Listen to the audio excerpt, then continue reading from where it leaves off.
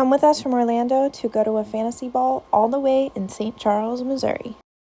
So as you can see, we had to get creative with packing. Ryan's armor and wings are in the cardboard box, and he got flagged down. Problem child. Okay, thoughts on our flight experience and dealing with I knew this was coming. I told you Texas is flooded. The entire state of Texas. Our flight got delayed coming to, where are we? Houston. And then I was having a minor panic attack. I don't travel well because we only had an hour before our connecting flight. So we landed basically when we were supposed to start boarding, and then we got stuck. Anyways, it was a whole thing. Everything's fine now because we switched our flight, which also then got delayed. But it's fine. And now I really want to. I really want a burrito. So we're trying to find a burrito, but can't seem to find one anywhere in the entire state of Texas that is in this airport. That's all. Any other thoughts? Hungry again. Hungry again. That's typical for you. We found the burritos. I don't know where it is. There? Is that it? Ryan found the burritos. Just kidding. Burritos. Okay. After 5 hours, almost 6 hours in the Houston airport, we finally made it. What time is it? 1:37 in the morning in Missouri. So we're here. We made it. For us, it's 2-something. Oh, yeah, for us it's 2 weeks Orlando time. The funniest part is this. Notice how it says fragile, even though I'm not a normal person. And when he asked, is this fragile? I said, yeah, I guess so, a little bit. I could have just said yes, but yeah. So, you know, whatever. It's fine. It's not, like, terrible. It was worse when we got it. It was, yeah. I popped it out, so. Okay, I'm sure it's fine. It just looks, it's just funny. All right, it is the morning of the ball. It's a little bit overcast and rainy here in St. Charles, but honestly, with my eye condition, this is like the best case scenario for me. There's not too much glare, it's not too sunny out, it's not heavily raining. This is my favorite weather, so it's a good sign, especially after last night. We were in Texas, I think I said like 6 hours total. We're supposed to be there for 1, but it happens. Got all that out of the way, so today's great. I just have these on, because obviously got very little sleep last night. And then we woke up and I was my normal chaotic self. I couldn't go back to sleep after going out for breakfast. So I'm the type of person, when I wake up, I'm up for the day. I can't really go back to sleep. So yeah, I steamed Cassian's wings. Don't mind me just steaming some bat wings. And I filmed a couple transition things, and I'm just like getting ready, all that good stuff. Yeah, so I'll show you the dress. Hold on. Here she is. She's so sparkly, so pretty. So yeah, and then originally I was gonna 3D print her mask or make it, but we had a lot going on this month and I just did not have time.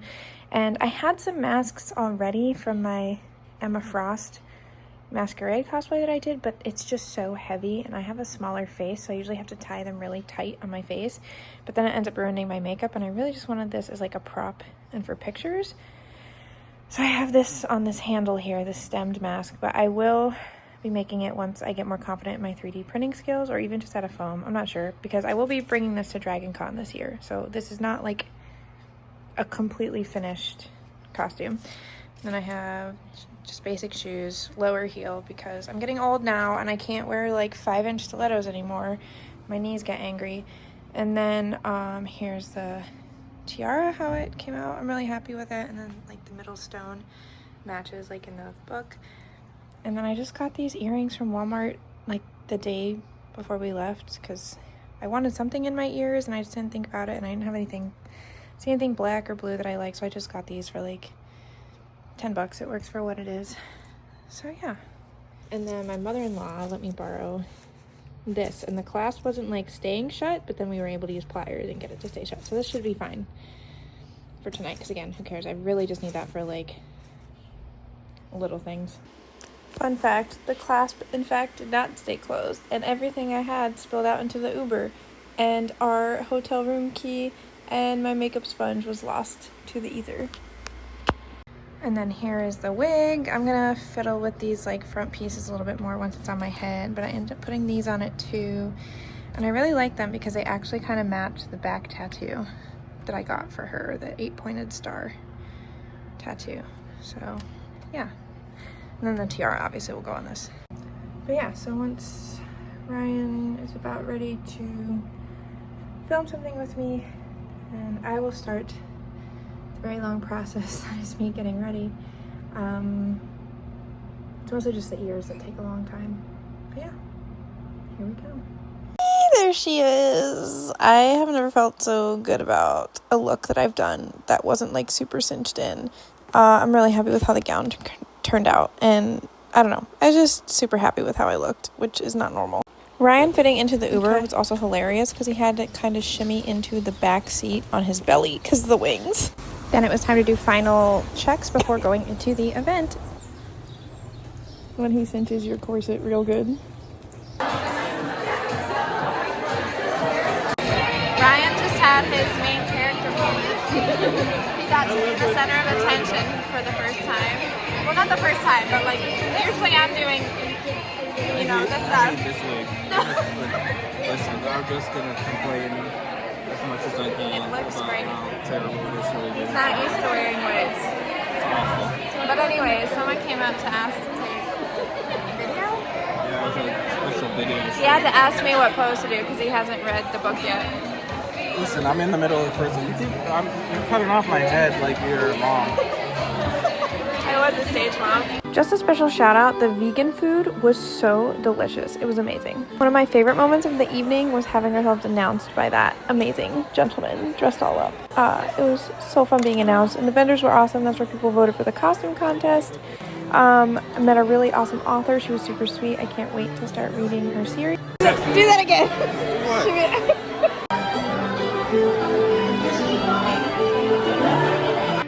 I keep kicking myself because we didn't think to bring trinkets, but somebody offered us these and said to the stars that listen, which was perfect considering our costumes. And I made sure to get some good shots of my costume because I worked so hard on it, and I just love how it came out.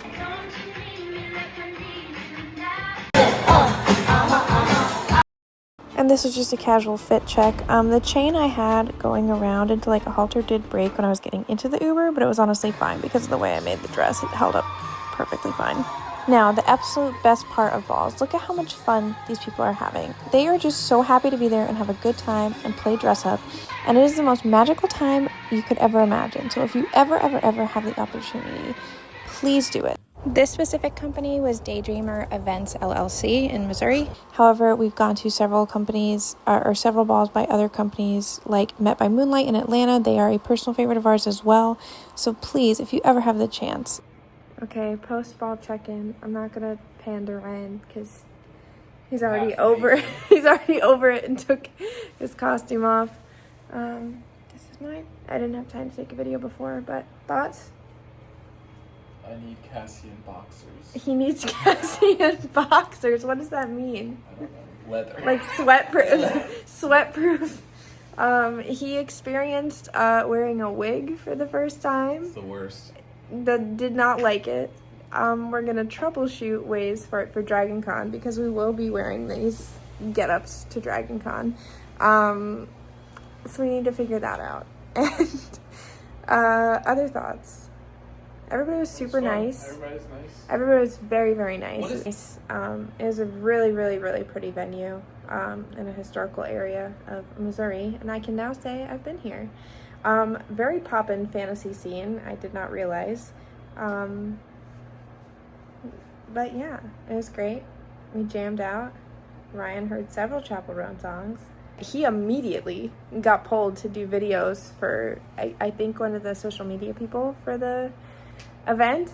And then because he's a poser and he's only halfway through the first book, He asked me, what poses does Cassian do? Does he do like fighting stances? And I said, yes.